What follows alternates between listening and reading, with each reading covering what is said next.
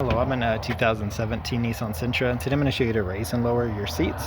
So for these rear seats, you'll see this little lever right here that will lift up, and then you can pull the seat forward, and that'll fold it down.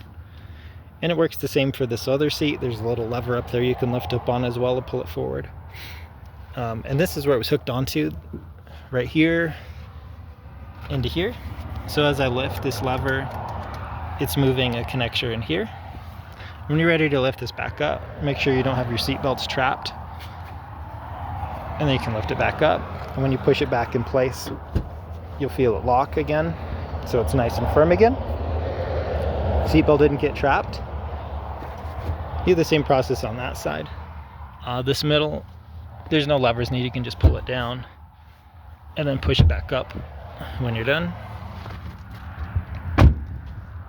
And for this driver's seat and passenger seat will work the same.